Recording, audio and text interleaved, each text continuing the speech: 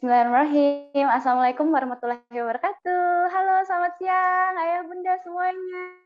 Terima kasih sekali nih kepada Ayah Bunda yang sudah meluangkan waktu di siang hari ini, di Jumat ini, untuk mengikuti acara webinar Cinta Rasul, mengajarkan teladan dari Rasulullah dengan menerapkan metode Montessori kapal pecah pada anak usia dini bersama Tasaro GK. Senang sekali perkenalkan, nama saya Fauzia Hafida, saya dari tim marketing communication-nya Mizan Publishing House Group.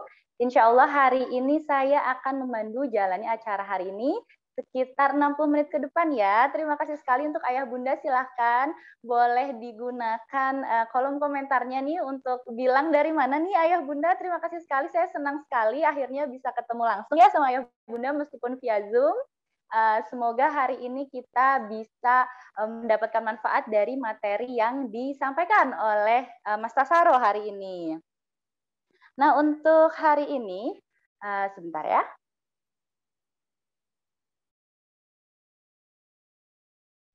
Nah, untuk hari ini kita sudah kedatangan, selain Mas Tasaro, nanti juga akan ada special performance dari Read Aloud, dari Tangerang Read Aloud oleh Kak Haya ya. Jadi nanti Ayah Bunda bisa ikuti sampai akhir. Nanti kita akan sama-sama baca buku bareng nih, seru banget. Nah, acara hari ini Ayah Bunda merupakan rangkaian launching buku terbaru Tasaro GK, yaitu yang berjudul Cinta Rasulullah. Nah, buku ini diterbitkan oleh penerbit Darmizan.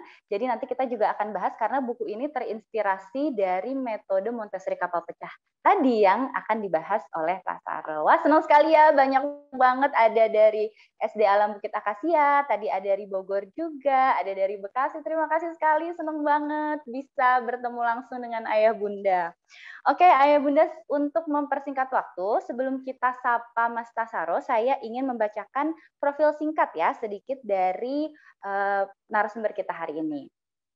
Tasaro GK adalah seorang pendidik, trainer, pemerhati dunia anak, praktisi pendidikan, serta telah menjadi penulis buku sejak 2004. Nah, salah satu karyanya yang terkenal adalah novel tetralogi bertema kehidupan Nabi Muhammad. Nah, ternyata tidak hanya aktif nulis novel, Mas Tasaro juga menghasilkan karya berupa buku anak. Beberapa buku anak karya Tasaro yang diterbitkan oleh penerbit Darmizan adalah My First Quran Story, seri Mengapa Al-Quran Menakjubkan, ada 4 judul, dan karya terbarunya tadi yaitu Cinta Rasulullah. Nah, bersama beberapa pemerhati pendidikan, Tasaro terlibat dalam menyiapkan kawasan pendidikan bernama Bukit Akasia di Sumedang, yang tidak hanya mengelola sekolah PAUD dan SD Alam, tetapi juga berbagai pusat pendidikan masyarakat. Pengalaman tersebut menginspirasi Tasaro untuk menulis buku cerita interaktif berjudul Cinta Rasulullah. Buku ini dibuat berdasarkan pengembangan metode Montessori, yaitu Montessori kapal pecah yang sudah diterapkan di PAUD Akasia dengan harapan dapat mengoptimalkan kecerdasan majemuk anak sekaligus menanamkan kecintaan pada Rasulullah. Wah, menarik banget ya, penasaran ya, apa sih pemaparan dari Mas Tasaro? Silakan Ayah Bunda selama pemaparan berlangsung. Jika ada yang ingin ditanyakan, silakan gunakan kolom komentar, tapi tolong di depannya cantumkan dulu tanya gitu ya, supaya nanti saya bisa tahu mana yang pertanyaan, mana yang komentar. Nanti insya Allah di akhir acara, kalau masih ada waktu, kita akan bahas pertanyaan. Dan juga nanti ada 5 orang yang beruntung nih mendapatkan door prize yang bertanya. Nanti yang memilih pertanyaan mana yang dapat door prize mungkin dari Mas Tasaro langsung ya. Sekarang kita sapa dulu Mas Tasaro, sudah bergabung hari ini. Assalamualaikum Mas Tasaro. Waalaikumsalam warahmatullahi wabarakatuh. Oke, kita tampilkan dulu ya Mas Tasaronya di layar. Silahkan.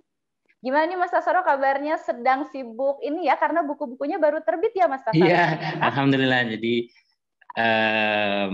ya mungkin efek pandemi. Jadi kita kadang justru manfaat lainnya adalah kita jadi lebih produktif. Dan memang beberapa buku saya terbit bersamaan, tapi genrenya berbeda memang. Mas Tasaro mungkin bisa diaktifkan kameranya? Oh, maaf. Biar Ayah Bunda bisa melihat. Nah, ini dia Mas Tasaro sedang di mana nih Mas Assalamualaikum Tasaro semuanya nih? Ayah Bunda. Ala agak deg-degan juga nih baru pertama kali ketemu dengan Ayah Bunda se-Indonesia. Betul. Iya, ini Karena sudah pada penasaran. biasanya kan membincangkan novel ya, tiba-tiba sekarang mungkin ini pertama kali kita bertemu dan akan membincangkan terkait parenting dan juga buku baru ini. Betul. Nah, ini udah pada Sasoro mungkin bisa langsung aja. Ini Ayah Bunda kalau ada yang bertanya nanti akan menggunakan kolom komentar, tapi nanti mungkin kita bahasnya terakhir ya Mas Tasaro ya. Baik. Oke, siap. Silakan Mas Tasaro. Terima kasih. Ayah Bunda, terima kasih sudah bergabung. Tadi saya lihat pesertanya sangat beragam se-Indonesia ya, dari yang paling dekat Sumedang sampai Aceh tadi ada juga di pulau-pulau yang lain. Baik, hari ini kesempatan yang luar biasa tentu saja bagi saya untuk bercerita, karena saya memang tukang cerita, juru cerita, tentang sebuah buku yang juga terinspirasi dari tentu saja Sirah Nabawiyah, tapi kemudian Pak saya sampaikan lewat metode yang kami beri nama Kapal Pecah. Saya sekarang bertemu dengan ayah bunda semuanya di lokasi sekolah Alam Bukit Akasia, menyengaja kali ini agar ayah bunda lebih percaya lagi bahwa apa yang akan kita bahas ternyata sudah dipraktikkan dan gitu ya, sudah dibersamakan dengan anak-anak di sini, dan memang kami masih dalam sebuah kepercayaan penuh bahwa memang metode membawa memberi positif kepada anak, apapun bakatnya begitu, apapun kecerdasan yang dia miliki. Baik, tentu saja ayah bunda yang sudah terbiasa dengan materi parenting akan bertanya-tanya mengapa ada Montessori di situ, kemudian apa itu kapal pecah dan lain sebagainya. Jadi Montessori tentu saja bagi para guru atau orang tua yang aktif mempelajari parenting sudah sangat paham tentang sejarahnya, tapi mungkin yang belum pernah mendengar saya sampaikan sedikit bahwa ini adalah sebuah metode pedagogi yang dilahirkan oleh seorang dokter bernama Maria Montessori di Italia pada akhir 1800-an. Dan dia awalnya terstimulasi oleh pekerjaannya sebagai seorang dokter dan berhadapan dengan anak-anak berkebutuhan khusus. Tentu saja 1 abad yang lalu anak-anak berkebutuhan khusus belum memperoleh segala fasilitas yang hari ini kita bisa saksikan. Jadi perlakuan terhadap mereka sangat tidak adil, bahkan disatukan dalam satu bangsal dengan para kriminal. Nah, kemudian dari ilmu dia, pengalaman dia, kemudian lahirlah sebuah keyakinan yang yang kemudian dipraktikkan dalam sebuah metode yang kemudian dikenal dengan Montessori. Tentu sangat panjang jika ingin kita bercerita tentang hal itu. Tapi kemudian saya ingin membacakan 6 hal yang kemudian saya coba rangkum dari metode itu, dan nanti semua ayah bunda akan mendapatkan materi yang saya sampaikan ini lengkap, akan dibagikan dan bisa dibaca lebih detail lagi.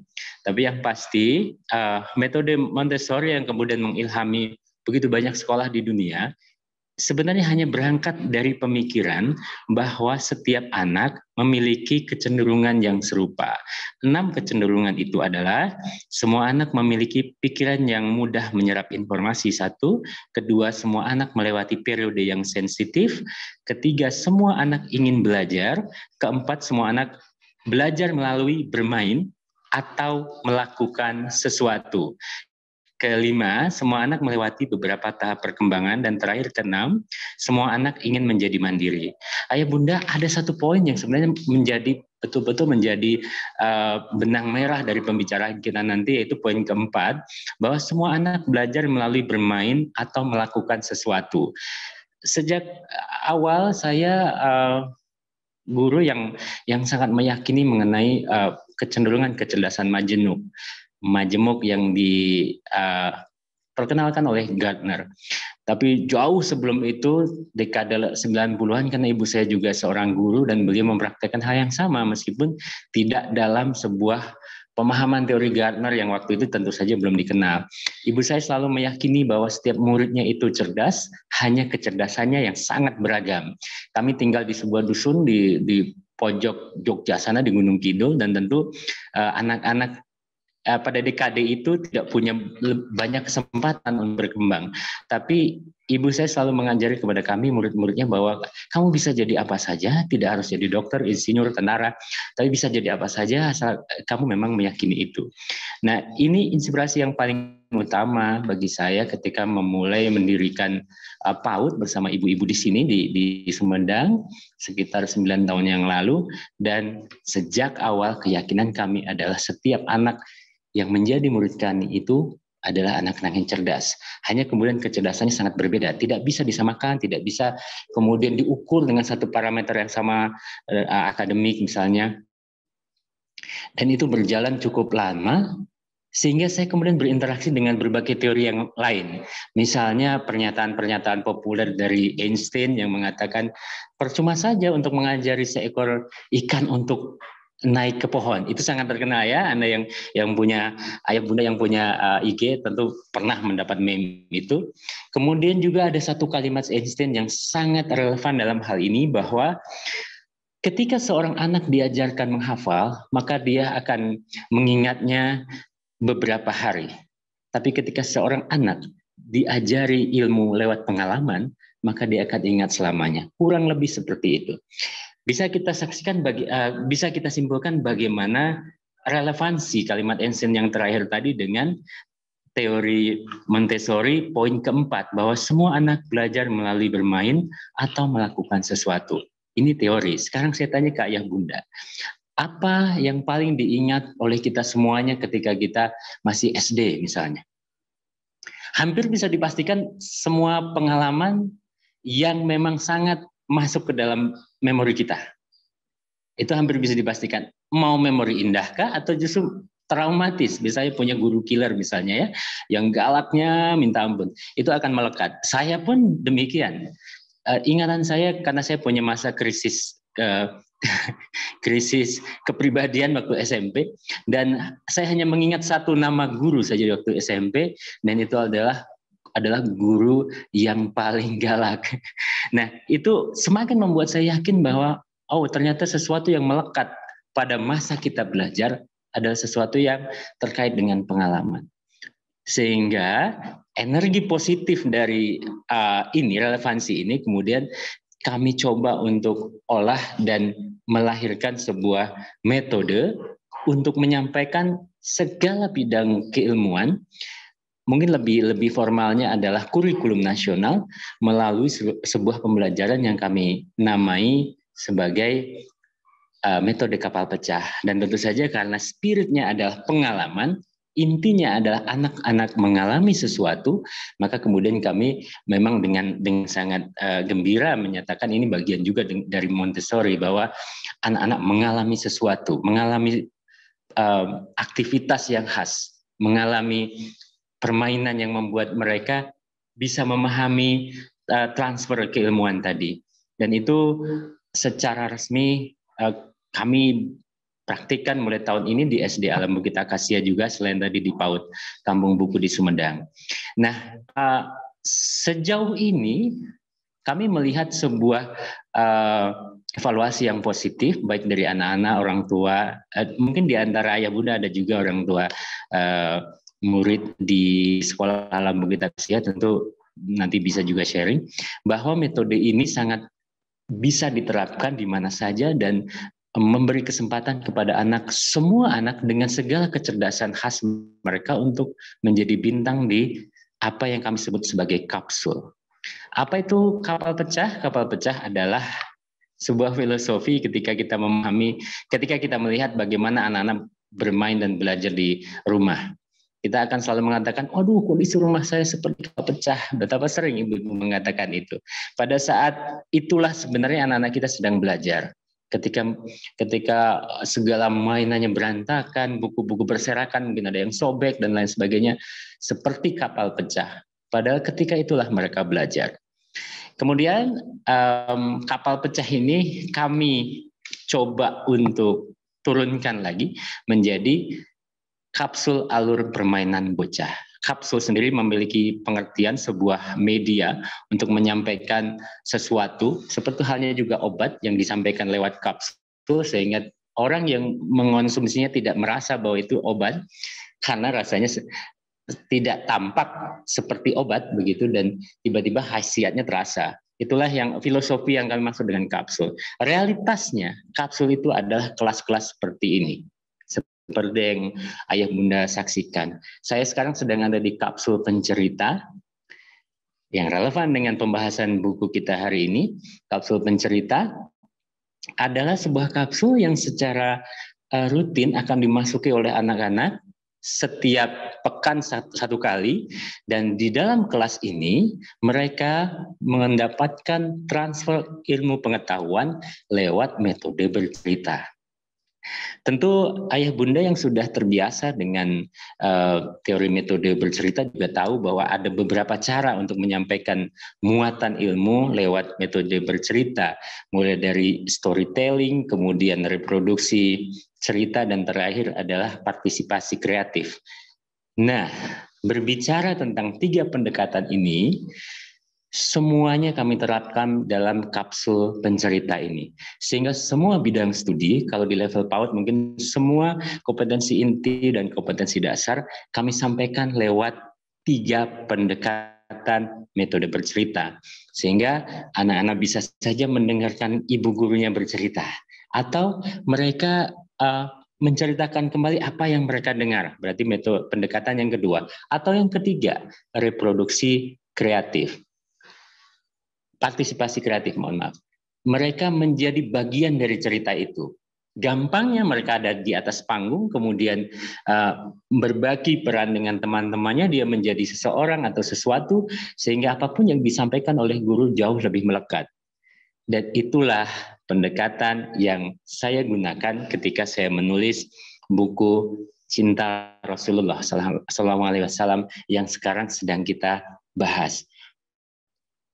Mungkin bacaan saya yang kurang, tapi saya rasa memang masih perlu banyak judul lagi di Indonesia ini, buku-buku interaktif yang kemudian melibatkan anak-anak kita sebagai pembaca menjadi bagian dari cerita buku itu, sehingga mereka melakukan berbagai aktivitas yang ada dalam instruksi buku itu, yang membuat mereka bergerak, membuat mereka merasa bagian dari cerita, sehingga apapun yang disampaikan dalam buku itu atau skenario itu melekat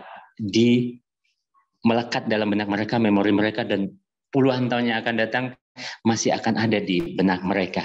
Dan itulah yang coba saya sampaikan dalam buku ini, dan boleh memberi bocoran sedikit bahwa buku pertama dari sekian, saya tidak tahu lagi, mungkin belasan buku lain yang menggunakan metode yang sama, dan semuanya ada di Mizan.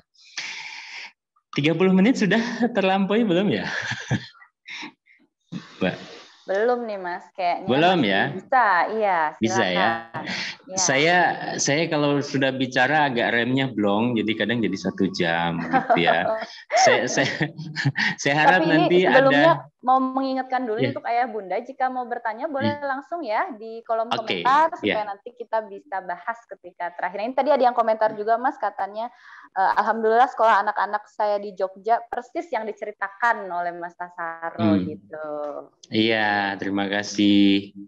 Boleh, silakan. Ya, artinya memang bagi setiap pendidik yang gelisah dengan realitas dunia pendidikan kita hari ini, pasti akan mencari formula baru untuk memberi kesempatan lebih luas lagi kepada anak-anak kita untuk memperoleh bekal sebanyak-banyaknya bagi mereka untuk menghadapi masa depan.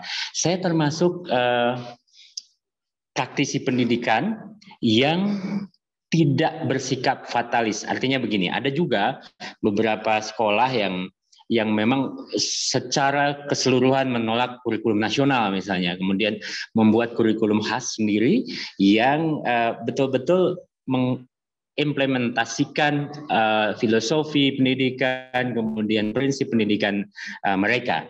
Tapi di sekolah kami, justru kami memberi apresiasi yang seluas-luasnya terhadap kurikulum nasional, tapi kami memilih metode sendiri untuk menyampaikan semua kompetensi inti, kompetensi dasar dalam kurikulum tadi.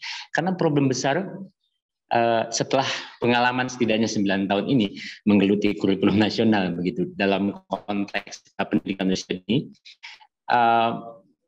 kita memperdebatkan sesuatu yang kadang tidak satu meja. Dalam pengertian begini, semua orang mungkin menganggap wah kurikulum sekarang sulit dan lain sebagainya, tapi sedikit di antara yang berdebat itu betul-betul membuka kurikulum, kemudian melihat apa sebenarnya yang disampaikan oleh kurikulum kita. Kurikulum lebih sering, tidak selalu, tapi lebih sering dimaknai sebagai buku paket yang ada di sekolah, yang diwajibkan oleh sekolah, yang bisa dibeli toko buku dan lain sebagainya.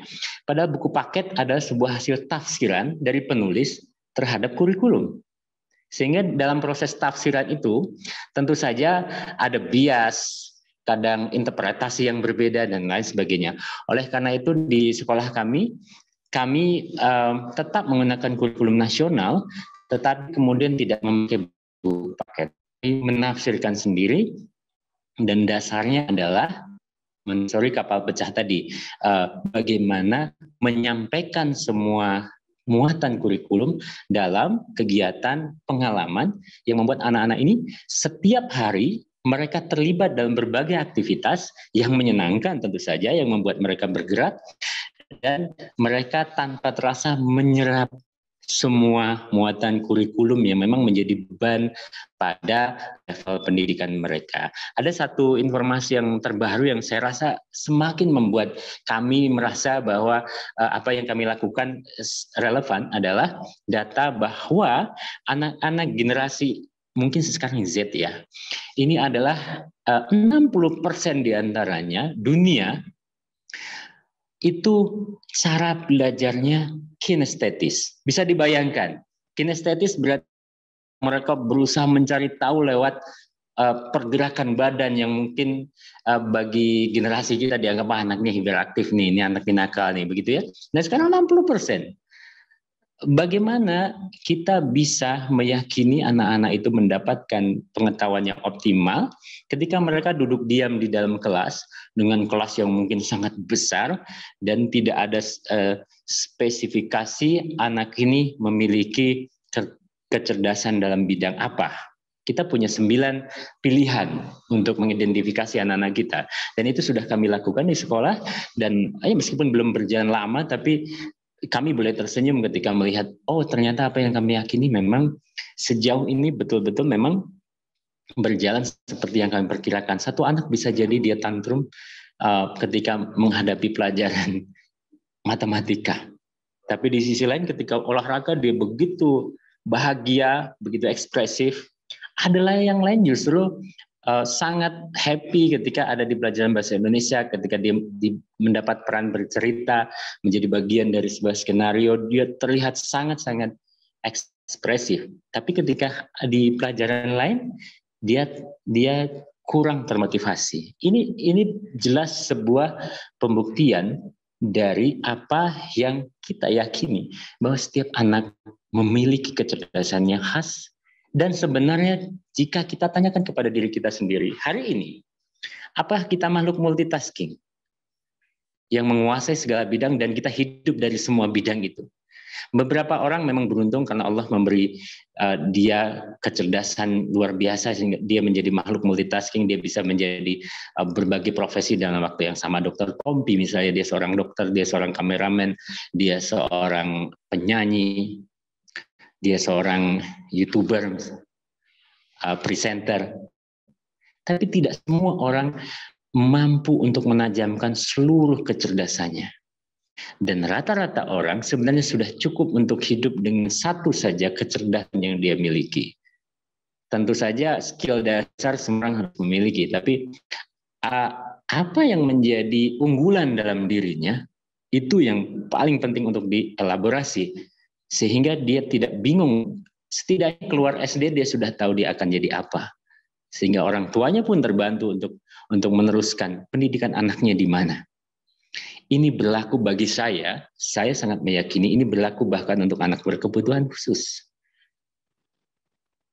Di sekolah kami ada beberapa anak yang tentu saja belum ada penegakan dari profesional, tapi kami punya sebuah penilaian, standar penilaian beberapa anak dengan kebutuhan khusus yang memang karena kami sekolah yang inklusif, beberapa anak yang punya kebutuhan khusus yang mungkin sulit untuk dipahami secara umum, bahkan cenderung mendapatkan apa istilahnya labeling. Tapi kami sangat percaya, selalu percaya bahwa anak-anak ini memiliki keunggulan yang berbeda. Dan tugas sekolah bekerja sama dengan orang tua tentu saja. Orang tua punya peran sangat besar untuk melakukan prakondisi yang tepat sehingga sekolah bisa mengondisikan anak itu mencapai titik optimalnya. Dan itu kami yakini dan kami lakukan dengan para guru yang muda dalam tidak hanya usia, tapi cara berpikir, pergerakan, keyakinan, dan itu kami lakukan dengan penuh keyakinan. Dan tentu saja buku yang sedang kita bahas ini, Cinta Rasulullah, ini adalah bagian dari ikhtiar itu. Bagian dari keyakinan kami bahwa harus ada media yang baru, harus ada metode yang mungkin lebih segar untuk menjadi piranti atau media pembelajaran, terutama tugas besar kita agar generasi anak-anak kita tentu saja bisa dekat dengan Rasulullah tanpa ada sebuah rasa seperti generasi kita dulu, pamali yang sangat kuat sehingga kita justru punya jarak dengan Rasulullah. Alhamdulillah, karena sebelumnya saya menulis 4 buku tentang Rasulullah bentuknya novel, dan awalnya itu mendapat berbagai reaksi, tapi alhamdulillah setelah berjalan 11 tahun ini banyak positif yang bisa didiskusikan, dan saya semakin percaya bahwa menceritakan kisah Rasulullah harus selalu mendapat penyegaran dan disesuaikan dengan zaman dan tentu saja dengan audiens kita. Anak-anak mereka bukan orang dewasa yang hidup dalam tubuh mini. Mereka punya dunia sendiri, cara berpikir sendiri, cara belajar sendiri. Sehingga kita yang harus tahu, kita yang harus datang ke dunia mereka, kita mengetuk pintu, kemudian kita membuat mereka rela untuk belajar. Ketika seorang anak sudah tidak rela sejak dia datang ke sekolah, dia tidak rela untuk menerima ilmu pengetahuan, kecil kemungkinan seluruh proses belajar selama di sekolah itu berhasil. Dan inilah prosesnya membuat mereka rela untuk menerima kisah Rasulullah. Terima kasih, Mbak. Wah, menarik banget ya, Mas Tasaro. Ini tadi juga banyak juga yang sudah komentar, oh jadi pengen sekolah lagi nih di SD Akasia ya. Karena Bukit Akasia. Ya.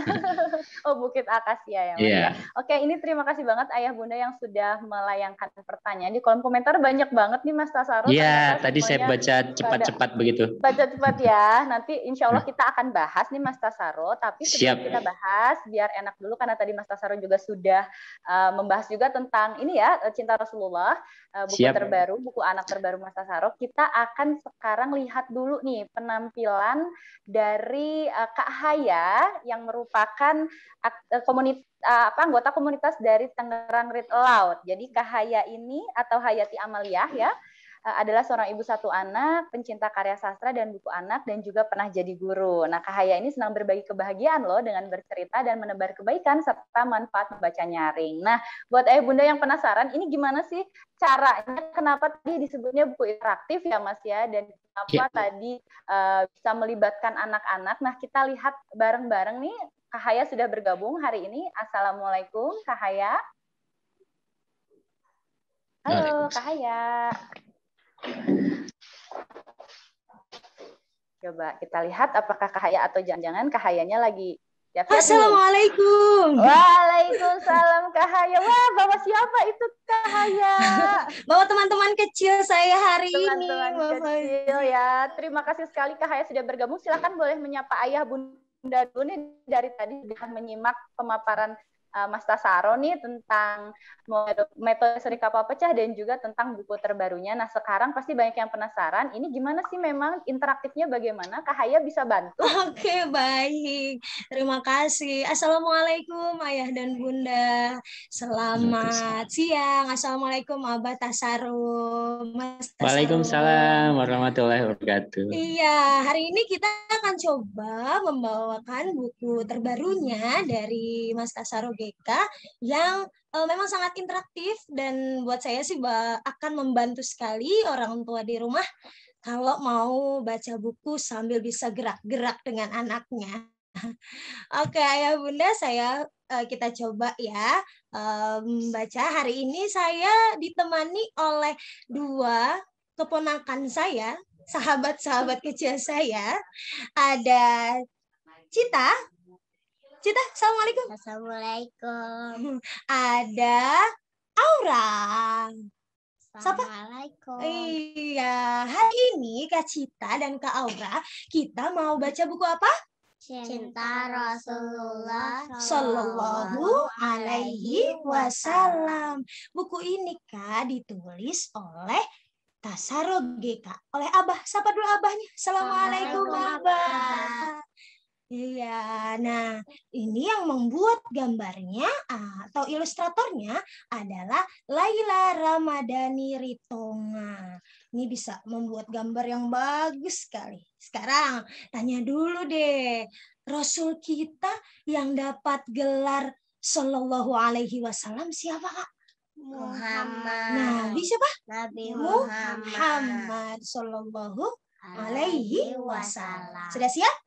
Siap? Oke. Semangat dong. Siap? Siap. Siap. Kita baca bismillah dulu ya. Bismillahirrahmanirrahim. Oke, kakak sini majuan. Oke. Wah. Di kota Makkah berdiri Ka'bah. Mana Ka'bah, Kak? Oh, iya, ini Ka'bah. Orang-orang datang untuk berziarah. Labbaik Allahumma labbaik. Oh, begitu kalau berziarah di sana ya. Di mana-mana menyebar kabar penting. Kakak kasih pengumuman. Pengumuman. Oh, begitu. Pengumuman. Tentang Ka'bah suci, tak ada banding. Katakan apa, Kak? Subhanallah. Oh, kabar sampai ke telinga Raja Abraha. Gimana Raja? Oh, wajah merah, hatinya resah. Kalau resah tuh gimana sih? Nggak nyaman ya duduknya ya. Lalu Abraha duduk di punggung gajah. Gimana suara gajah, Kak? Gajahnya malu-malu. Gimana suara gajah? 1, 2, 3. Tangan mengepal, beri perintah. Oh, ayo gitu. Tangannya gimana tangannya? Ya.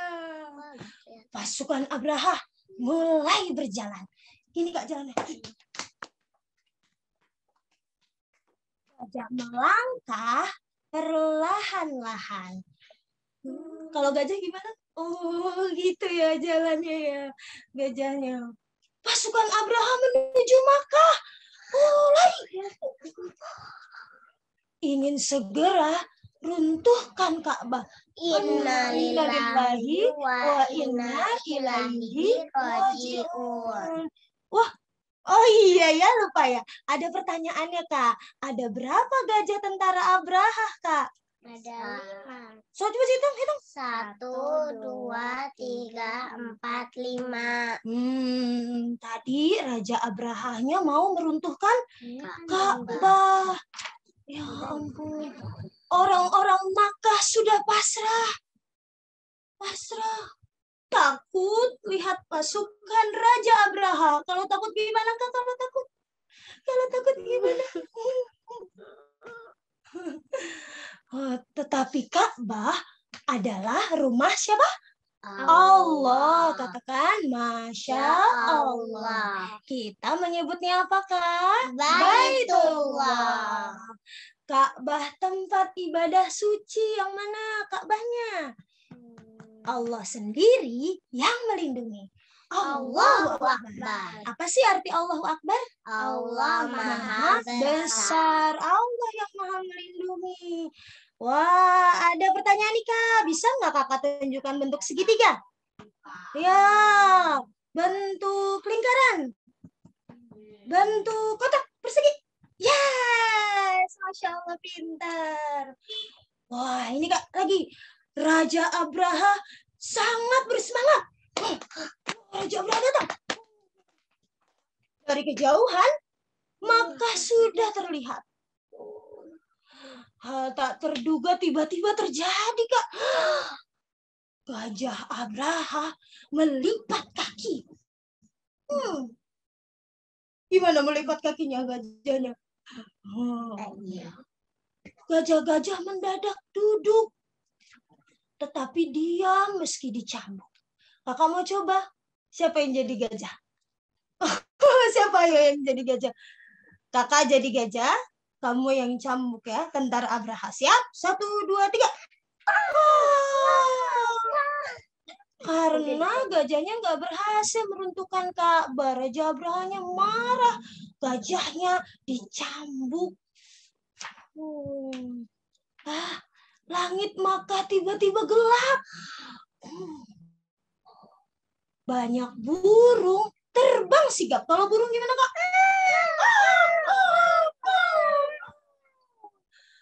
Burung-burung melempar kerikil panas. Lempar. Pasukan Abraha takut dan was-was. Tapi Ka'bah akhirnya selamat. Ucapkan apa? Alhamdulillah. Raja Abraha pulang cepat-cepat. Allahu Akbar. Pergi Raja Abraha. Pasukan gajah tinggalkan Makkah. Dadah, pasukan gajahnya pergi. Wajah orang-orang menjadi cerah. Senang, tidak ada lagi pengganggu. Sementara itu, di sebuah rumah sunyi, Ibu Aminah melahirkan bayi. Gimana kalau bayi, Kak?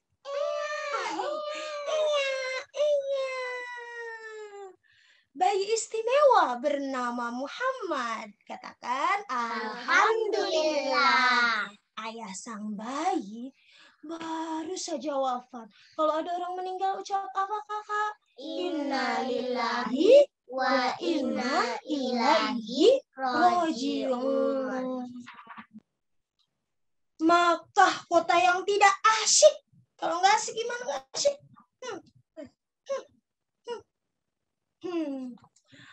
Orang-orang berkata kasar dan berisik. Tidak boleh berkata kasar, kita tidak suka. Bayi yang lahir dikirim ke gurun. Belajar puisi dan bicara anggun. Gimana kalau baca puisi, Kak? Gitu ya? Oh. Keluarga Baduy datang dari gurun yang tandus. Haus, gimana haus? Haus panas ya. Menjemput Muhammad dengan unta kurus. Ya, untanya kurus. Nah, sekarang nih cerita tentang Nabi Muhammad. Muhammad kecil tinggal di gurun. Di mana, Kak? Muhammad kecil tinggal? Di gurun. Di gurun. Bersama keluarga Baduy yang amat rukun. Ke padang rumput gembala domba. Gimana sih bunyi domba? Gitu ya. Awan teduh datang tiba-tiba. Muhammad kecil membawa berkah. Kita susu domba melimpah. Ucapkan Alhamdulillah. Iya, sampai sini aja ceritanya karena waktunya nggak banyak. Keren banget. Terima kasih. Kakak suka? Kakak suka ceritanya? Suka. Kakak suka bagian yang mana? Suka. Waktu yang apa? Waktu yang mana? Tadi ini ada yang nanya nih Kak, katanya kayak gimana sih isi bukunya kok sampai anak-anaknya bisa ikutan? Kenapa? Pengen lihat isi bukunya katanya Kak, kayak gimana kok anak-anaknya bisa sampai isi ikutan? bukunya. Nah, itu ada penjelasan ya di bawahnya ya. Di bawahnya ada penjelasan. Jadi kalau ayah bunda bingung mau baca harus apa nih ya? Atau malu bergerak atau mungkin bagaimana, di bawahnya ada tulisannya kayak gini. Abrah duduk di punggung gajah. Di bawahnya ada tulisannya, tirukan suara gajah. Maka tadi saya juga bilang ke anak-anak, gimana nak kalau Gimana suara gajah tadi ya? Iya gitu. Lucu banget ya. Gitu. Malu.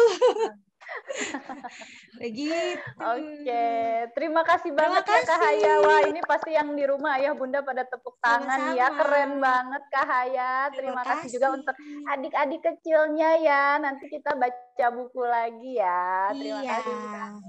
Nah, itu dia tadi ayah bunda contoh pembacaan buku Cinta Rasulullah seperti yang diceritakan tadi. Ini bukunya interaktif karena memang sudah dilengkapi tadi arahan dan juga ada games ya. Jadi nanti bisa dicek kalau yang mau lihat bukunya ada di Instagram Darmizan Anak atau juga tadi ada di bukuanakmizan.crd.co. Nah, sekarang udah nggak sabar banget untuk membahas pertanyaan-pertanyaan, tapi sebelumnya mohon maaf sekali nih ayah bunda ya kalau misalnya ada pertanyaan yang terlewat karena memang banyak sekali nih pertanyaannya dan waktu kita juga terbatas. Tapi kita akan coba pilih sebentar ya. Mas Tasaro masih ada ya ini ya. Kita akan coba bahas pertanyaan-pertanyaan dari ayah bunda yang sudah bergabung siang hari ini.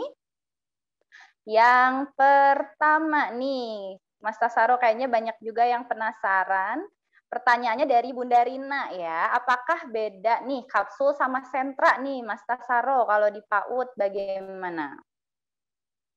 Tolong di-unmute dulu, belum ada suaranya Mas. Nah, Iya, pertanyaannya bagus banget. Tapi sebelumnya saya ingin menyampaikan apresiasi luar biasa untuk Kak Haya tadi. Terharu saya betul. Sangat terharu saya juga karena nih. Bagus gitu. Aktrisnya juga keren. Terima kasih banyak. Mudah-mudahan nanti lain waktu kita bisa manggung bareng ya.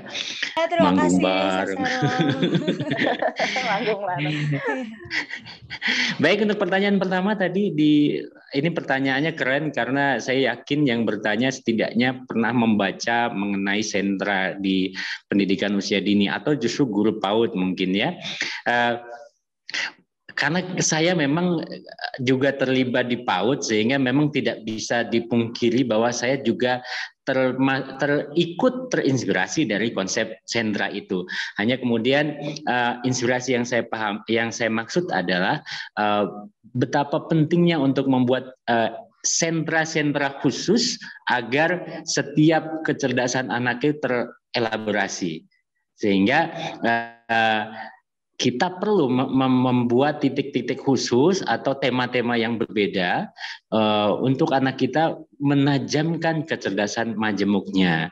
Kalau kemudian kenapa masih dibutuhkan kapsul? Karena memang sentra sendiri kan sesuatu konsep yang sudah paten dan memiliki penamaan ataupun spesifikasi sentra yang memang sudah paten gitu. Dan sedangkan saya justru punya ide mungkin sangat baru, mungkin akan diperdebatkan ya, tapi menurut saya memang kapsul-kapsul yang kami perkenalkan ini yang nanti ayah bunda bisa baca di ininya, di materinya, itu adalah kapsul-kapsul yang kami siapkan untuk menyerap kecerdasan majemuk yang sementara ini ada 9. Karena sebenarnya kan kecerdasan majemuk yang diteorikan oleh Gardner itu belasan, tapi yang diakui oleh dunia pendidikan sekarang sudah 9, awalnya 8. Nah, dengan kami mengonsep ada 8 kapsul, tapi di sekolah kami sekarang, baik di PAUD maupun di SD, kami mempraktekkan 4 kapsul. Kapsul apa saja? Yaitu kapsul seniman, kapsul pencerita tentu saja, kapsul ilmu, dan yang terakhir adalah kapsul teknokrat. Ini menjadi sesuatu yang sangat baru. Kami coba untuk cukup tanggap dengan perkembangan hari ini ketika anak-anak kita adalah para native atau penduduk asli, sedangkan kita kan imigran. Nah, kita harus punya konsep agar bisa bertahan di atmosfer gadget ini dengan positif, sehingga kami memutuskan menambah kapsul menjadi kapsul teknokrat. Nah, perbedaannya tentu saja kalau sentra itu belum spesifik karena memang sasarannya berbeda ya. Dia belum spesifik ke profesi tertentu. Sedangkan kami di kapsul ini mencoba mengambil spirit atau energi dari orang-orang profesional di bidangnya. Misalnya seniman. Maka sepanjang hari anak itu akan belajar dengan gaya seorang seniman. Belajar matematika kah, bahasa Indonesia kah, PPKN, apa itu namanya sekarang lupa, agama, dan sudah beda generasi. Nah, tapi sepanjang hari mereka belajar semua bidang studi dengan gaya seorang seniman. Mulai dari seniman gambar, ukir kah, seni panggung, dan lain sebagainya. Ketika tiba hari pencerita, seperti tadi yang sudah saya sampaikan, sepanjang hari dalam berbagai bidang studi, mereka akan belajar dengan gaya seorang pencerita, baik sebagai storyteller atau sebagai seorang yang melakukan reproduksi cerita, ataupun mereka jadi artisnya, begitu ya. Sedangkan teknokrat, kami coba mengenalkan kepada anak-anak bahwa segala hal yang ada di sekeliling mereka itu menjadi lebih mudah ketika ada campur tangan seorang teknokrat melalui teknologi baik yang sederhana ataupun sudah maju. Sehingga mereka selalu berpikir untuk apa yang bisa saya lakukan untuk memudahkan pekerjaan ini. Nah, itu sebenarnya spirit yang kita ambil. Sehingga sepanjang hari mereka mempelajari teknologi dari yang paling sederhana sampai yang paling rumit. Sebagai contoh, baru beberapa hari yang lalu, misalnya anak-anak diminta untuk menumbuk kacang hijau. Kemudian di sebelahnya ibu guru blender kacang hijau. Mana yang lebih cepat? Oh, ternyata yang pakai blender. Siapa yang menciptakan blender? Ya, itu loh. Sehingga anak-anak tidak ahistoris, mereka selalu berpikir ada seseorang yang bekerja di sana. Itu teknokrat. Kemudian terakhir ada ilmuwan. Ilmuwan, spirit yang kami ambil adalah spirit untuk mencari tahu tentang segala sesuatu. Kalau teknokrat menciptakan, kalau ilmuwan mencari tahu. Ya seperti itulah kira-kira. Jadi tentu kalau tadi yang penanyanya siapa ya, Mbak Fauzi? Dari Bunda Rina, Mas. Nah, Bunda Rina mungkin sudah aktif di PAUD, begitu pasti tahu. Oh, itu perbedaannya, begitu. Oke, jadi tetap mohon maaf, Mbak Fauzia. Ya, Mas. Ya, jadi saya menangkap tadi banyak sekali pertanyaan yang bagus. Jika forum ini tidak mencukupi, silakan nanti pertanyaannya dijabarkan ke saya boleh, atau di Instagram juga boleh. Oke, siap Mas. Sudah saya catat nih, mudah-mudahan sudah tercatat semua. Tapi yang kita bahas sekarang mungkin beberapa dulu ya Bunda. Mohon maaf sekali nih. Memang antusiasnya sangat besar. Terima kasih banget. Terima kasih banyak ya Bunda. Ya, pertanyaan berikutnya mungkin dari Bunda Fatul Hidayah ya. Untuk pelaksanaan Montessori kapal pecah ini, apa sih tantangan terbesarnya, Mas? Nah, kira-kira gimana, Mas? Bagus pertanyaannya. Tantangan terbesarnya adalah guru. Karena kami guru selalu diskusi setiap hari, dan kami sejak awal bersepakat bahwa sekolah yang bagus itu adalah sekolah yang muridnya happy. Itu koma. Karena banyak sekolah yang mengatakan begitu kan, gurunya juga harus happy. Kalau gurunya nggak happy gimana ya? Iya, repot. Nah, itulah yang menjadi basic betul dasar bagaimana kami menciptakan misalnya RPPH ya, rencana pembelajaran hari itu. Dan alhamdulillah di kami baik di PAUD-nya ataupun SD-nya mempunyai guru-guru yang happy untuk terlibat dalam sebuah proses yang rumit itu. Karena seperti menulis buku anak, Mbak ya. Buku anak itu saya memahaminya begini. Buku anak itu dasarnya harus rumit, teorinya harus rumit, ilmunya harus rumit, tapi diceritakan dengan sesederhana mungkin. Betul banget itu, Mas. Begitu juga metode pembelajaran di sekolah. Kalau orang tua tahu bagaimana seorang guru menyiapkan RPP hari itu, anak pulang sekolah, guru sampai malam masih menyiapkan berbagai alat peraga edukasi, agar besoknya mereka bisa bermain dengan seru, dan efektif. Sehingga tentu saja tantangannya adalah kita memiliki guru-guru yang memang punya energi, punya kegelisahan yang sama, kebahagiaan yang sama. Nah, pertanyaannya tadi, kalau dalam konteks di rumah, berarti orang tuanya harus siap untuk menjadi guru-guru yang cemungut begitu ya. Jadi tapi kalau BDR masih emosi memang agak susah sih. Emosi banget ya belajar dari rumah tuh ya Mas ya sebetulnya ya. Oke. Oke, nah ini agak menyambung juga nih Mas pertanyaannya dari Bunda Saraswati nih Mas. Bagaimana sih kalau ingin menerapkan metode kapal pecah ini dalam lingkup keluarga jika ada orang tua yang memilih untuk mendidik anaknya dari rumah? Ini ada beberapa juga nih Mas yang bertanya tentang ini. Bunda Saraswati ya? Betul, ya. Bunda Saraswati.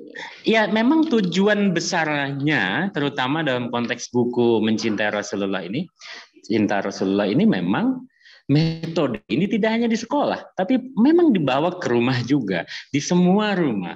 Ketika kami mungkin bukan menciptakan, mengonsep, kalau istilah saya selalu menjahit metode ini, kan takut-takutnya dibilang menciptakan, ternyata kita jelas ada yang lain yang mirip-mirip atau apa, ya, Mas, mendahului. Kami menjahit metode ini memang bahkan kalau orang tua percaya, silahkan dipakai dimanapun. Karena semakin banyak orang tua yang memahami bahwa anak itu memiliki kecerdasan yang spesifik, maka semakin sedikit anak yang akan mengalami kekerasan dalam rumah tangga, kekerasan di dalam rumah ya. Ketika mereka dipaksa untuk punya standar yang sama dengan teman-temannya. Ini kata-kata yang saya ulang kepada ibu orang tua ya, orang tua murid di PAUD ataupun di SD. Udah lama sih, sekarang mungkin sudah nggak up to date, tapi masih lucu lah mungkin ya. Saya selalu mengatakan begini, kalau ibu-ibu semuanya berharap anaknya menjadi Habibie, lalu siapa yang menggantikan Syahrini? Gitu. Cuma Syahrini udah nikah, jadi kurang seru. Kalau dulu itu belum. Siapa dong ya? Siapa ya yang ganti Syahrini ya? Iya, artinya kan memang Habibie dan Syahrini bisa dibandingkan? Kan tidak. Itu seperti Einstein dan Marilyn Monroe misalnya. Tidak bisa dibandingkan. Masing-masing punya kecerdasan yang berbeda dan masing-masing bermakna bagi umat dengan cara yang berbeda. Dan mereka bertahan hidup dan mungkin mereka istimewa di mata Allah juga dengan cara yang berbeda. Kata siapa kita harus sama? Tidak ada. Jadi berhentilah untuk mengukur anak kita dengan akademik. Makanya saya cukup unik kalau kemudian ke sekolah. Anak saya berkebutuhan khusus, ADHD. Kemudian saya diberitahu oleh guru bahwa alhamdulillah sekarang Ananda sudah naik peringkat misalnya. Bagi saya itu tidak penting, sama sekali bukan itu. Tapi oke lah, karena kan setiap sekolah punya metodenya yang berbeda dan saya tidak sedang ingin meluruskan. Tapi untuk konteks anak saya tidak punya sebuah ambisi untuk menjadikan dia sama dengan yang lain. Target saya hanya sederhana, dia mengetahui betul apa yang dia sukai dan dia mampu, kemudian dia berlatih untuk bertahan hidup dengan skill itu. Itu saja. Keren banget nih Mas Tasaro. Waduh, sepertinya memang waktunya sangat tidak cukup ini ya Mas ya, karena pertanyaan sayang banyak, ya. Iya, tapi nggak apa-apa. Ayah Bunda tenang saja karena Mas Tasaro sudah menyiapkan makalah tentang Montessori kapal pecah. Jadi nanti akan saya bagikan sekalian juga nanti karena Mas Tasaro juga tadi bersedia ya untuk menjawab pertanyaannya Mas. Nanti akan saya rapikan dulu, akan saya kirimkan ke Mas Tasaro, nanti akan saya bagikan kepada Ayah Bunda. Nah, untuk Ayah Bunda saya ingin mengingatkan jika yang ingin membuat sertifikat elektronik, silahkan isi di bit.ly presensi cinta Rasul ya, silahkan dibagikan oleh operator pelangi mizan.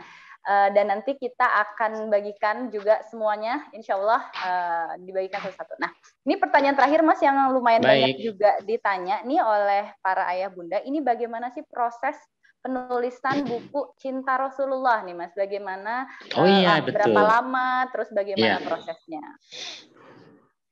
Tadi juga ada yang bertanya mengapa berlima gitu ya. Betul, sebenarnya otomatis saya sendiri memang penulis yang sudah tidak lagi berniat begitu, baik novel dan lain sebagainya, berniat membuat irima di dalam ujung-ujung kalimatnya, tapi memang entah bagaimana itu terjadi begitu saja. Tapi kalau untuk buku anak, memang ada kebutuhan, Ayah Bunda, ada kebutuhan untuk memberi atensi terhadap ujung-ujung kalimat itu, dan kita sudah mewarisi sebuah budaya luar biasa, yaitu budaya pantun. Tentu dengan pemahaman yang lebih luas, bukan pantun dalam pemahaman bahasa Indonesia yang memiliki syarat tertentu berapa baris dan segala macam ya, tapi pantun yang biasalah kita dengar di lenong atau apapun yang membuat kita membacanya saja dengan sendirinya berpantun.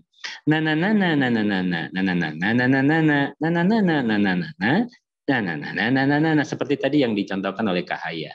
Sehingga saya cenderung selalu menggunakan rima ketika saya menulis untuk anak, karena mereka butuh sebuah irama. Dan ini tentu ada kajian psikologinya. Mereka butuh irama untuk terus berkonsentrasi terhadap teks yang dibaca tadi. Jadi pilihannya eksekusinya menjadi seperti itu. Dan ini menjadi tantangan yang sangat luar biasa, terutama untuk di buku anak. Saya karena tadi ya, karena saya punya keyakinan betul tadi yang kita bahas di awal, bahwa di tengah bahwa buku anak itu harus rumit, ilmunya harus banyak, harus tahu pedagogi, harus tahu psikologi anak, harus tahu rima termasuk linguistik dan lain sebagainya. Tapi eksekusinya harus sesederhana mungkin. Dan itu bagi saya sangat sulit. Saya menulis hampir semua genre tulisan dan cukup lama jadi wartawan juga. Tapi bagi saya menulis paling sulit itu menulis bacaan untuk anak. Karena di dalamnya ada konsekuensi yang sangat besar. Dan ya tentu saja saya punya kegelisahan dengan buku-buku anak yang mungkin beberapa yang ya terlalu memudahkan begitu. Oh, pokoknya buku itu kalau sudah ada adik-adik, itu buku anak. Padahal tidak gitu. Bisa jadi, maksud saya tidak kemudian semua yang menggunakan adik-adik itu kemudian tidak ideal ya. Hanya tidak semudah itu. Tidak semudah kemudian kalau kita menggunakan adik-adik kemudian oh itu jadi buku anak. Kalau kalimatnya pendek-pendek oh berarti itu layak untuk anak. Tidak selalu begitu. Harus ada riset yang kuat, harus ada keilmuan yang mencukupi. Kalau seperti saya yang tidak tahu banyak hal, maka saya belajar dulu. Harus ada proses itu. Pre-writing yang rumit agar kita tidak salah membentuk psikologi anak, membentuk linguistik anak. Banyak sekali yang harus kita pahami ketika kita menyiapkan sebuah media untuk anak-anak. Oke, nah itu juga nih Mas yang sering saya temui juga banyak yang berkomentar buku anak ini kan sederhana ya. Kadang apalagi kalau untuk balita kalimatnya itu cuma pendek-pendek. Padahal itu sebetulnya di baliknya adalah riset yang besar, riset yang panjang ya Mas ya. Tapi bagaimana cara si penulis untuk menghadirkannya dengan sederhana dan mampu dimengerti untuk anak. Jadi itu tadi Ayah Bunda, kalau misal penasaran bisa langsung dicek aja buku-bukunya Mas Tasarro, terutama yang buku anak ya. Silahkan dicek nanti, boleh japri ke saya, boleh juga di Instagram Darmizan Anak, semuanya lengkap. Terima kasih banget Mas Tasarro atas jawabannya. Ini masih banyak banget. Mbak Fauzia, saya tunggu pertanyaannya. Iya, siap. Saya rapikan dulu. Nah, terima kasih juga nih buat Ayah Bunda. Sebelum kita tutup, mungkin kita mau ada kenang-kenangan kali ya Mas ya, foto bareng kali ya. Siap. Ayah Bunda yang berkenan untuk membuka kameranya, silakan. Ini ada beberapa slide, nanti kita foto bersama ya, di screenshot dari host. Silakan Ayah Bunda. Nah itu juga ada linknya ya, ada link info buku, juga ada tadi untuk presensi ya, untuk yang ingin mendapatkan e-sertifikat. Silahkan nanti boleh diisi. Udah siap belum operator? Saya di sini dibantu operator ya. Ada berapa slide? Ada 6 ya. Oke, siap Ayah Bunda, silahkan yang mau membuka kameranya, silahkan. Wah, banyak sekali. Halo Ayah Bunda semuanya. Senang banget nih bisa lihat wajah-wajahnya ya. Wah, terima kasih sekali. Mudah-mudahan nanti bisa ada acara offline ya. Oke, siap. Iya, pengen banget. Dulu ya. Iya. Oke, 1, 2, 3. Oke, lagi di slide kedua. 1, 2. Oke. Lagi. Oke, 1, 2. Oke, slide selanjutnya, slide 4. Oke, lagi ya. Slide 5, 1, 2. Oke, terakhir. 1, 2, 3. Oke, terima kasih banget Ayah Bunda atas meluangkan waktunya. Mudah-mudahan ada yang bisa diambil semuanya. manfaatnya. Amin. Dan kita melanjutkan acaranya mungkin ya, Mas Tasaro ya. Insya Allah, ditunggu. Mungkin Ditunggu waktunya sekali. lebih panjang. Terima kasih banget buat Ayah Baik. Bunda. Kalau misalnya mau ada yang ditanyakan, silakan nanti boleh japri ke saya atau lewat Instagram Darmizan Anak juga. Silakan juga dicek bukunya ini yang tadi penasaran, dibacakan oleh Kak Haya, cantik banget ya, bersama tadi tim kecilnya. Silakan juga boleh dicek di buku anakmizan.crd.co. Terima kasih banget semuanya. Mohon maaf apabila ada kesalahan. Sampai ketemu lagi di acara Mizan Publishing lainnya. Wassalamualaikum warahmatullahi wabarakatuh. Terima kasih. Waalaikumsalam warahmatullahi wabarakatuh.